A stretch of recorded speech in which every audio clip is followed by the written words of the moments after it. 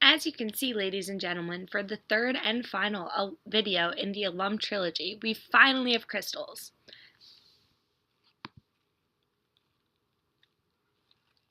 Can you see them? So these crystals are irregular in shape, non-uniform in size, and there are a lot of them as opposed to just having one or two, and this could be due to the vial being jostled around while the crystals were forming, or changes in the temperature and like the rate of evaporation and all of that fun stuff that comes from being in a dorm and not a lab.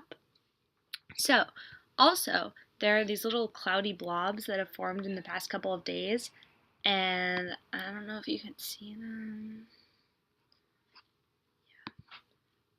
But those are forming, and they could be the alum starting to dissolve, starting to form new crystals, or they could just be the Kim wipe disintegrating, but not really sure.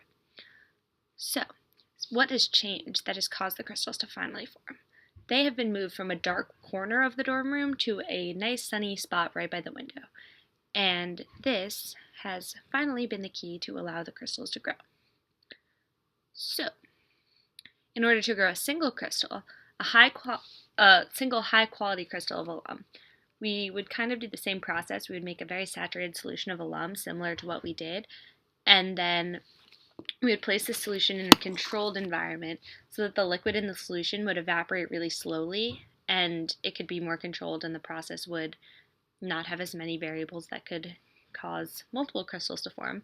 And a tiny little seed crystal will be the first to precipitate out once enough of the liquid has evaporated, and then more alum will precipitate out and form crystal around that original crystal, and then it will be just one nice, pure, uniform, single crystal of alum. So again, evaporation must be done very slowly. So what is this thing called D? So when crystals form, there's one very small unit that repeats itself over and over again in a predictable pattern, like how we made the crystal structures. Like there's one unit cell that's just the same thing over and over and over again.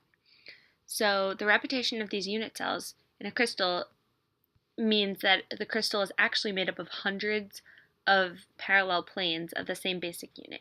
But different crystals have different base units and also different values of D, which is the separation between the planes in the crystal.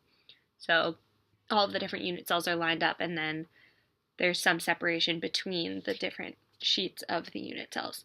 And that's what D is. So by looking, the value of D is consistent between all planes in a single crystal. So by looking at D and the angles between the planes, we can reconstruct the crystal in order to get a better sense of the atoms that make it up and kind of what the crystal is like and what it can be used for and stuff like that. So D spacing is calculated by shooting X-rays of a specific wavelength at a crystal and looking at the angle that you need to shoot the light at so that the angle is the same for the incoming and the outcoming light. There's a formula called the Bragg's equation, and that can be used to calculate what D is. So when we were given a graph with the wavelength of light as 2 theta, the intensity of the light, so for the highest peak, to calculate D, we are going to use this Bragg's equation. And the wavelength of the light used was given as 0.15418 nanometers. So for this highest peak, the angle, which was given as 2 theta, was 20.3. So using Bragg's equation, which is 2d sine theta equals n times the wavelength of light, we can plug into this equation and use 1 for n, and as you can see here, we get the value of D to equal 4.3745 times 10 to the negative 10th meters.